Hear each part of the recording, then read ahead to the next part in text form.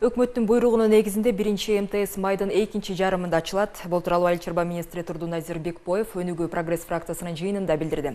МТСтерди түзүү боюнча өкмөттүн буйругун аткаруу максатында Айыл чарба министрлигинин адистери жер-жерлерге барып түшүндүрүү иштерин жүргүздү. Бул иштер график боюнча кетүүдө. Май айында Сокулук районунун Жаңы Пакта айылында биринчи МТСти уюштуруу боюнча чоң семинар өтөт.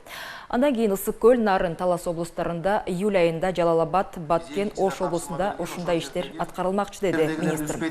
Ошол эле маалда айыл чарба техникасын тыштан ташып келүүдө лизинг келишимдери дыйкандарга тоскоол жаратып жатканы айтылды. МТСтерди түзүү үчүн дыйкандар айыл чарба техникасын жеңилдетилген насыя алып сатып алышат, бирок ал техниканы ташыган дилерлердин колуна сөзсүз түрдө сырттан алып келүү үчүн лизинг келишимдери болушу керек. Деньги никуда не тратим, боимся.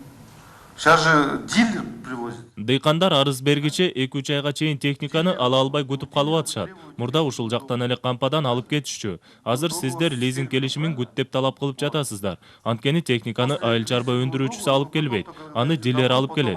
Ал эми фермер болсо түз эле кампага барып сатып алып кеткиси келет. Дилерлерге эч кандай тоскоолдуксуз техниканы алып кирүү мүмкүнчүлүгүн түзүп берип, ушул маселени чечиш керек. Чтобы они завозили.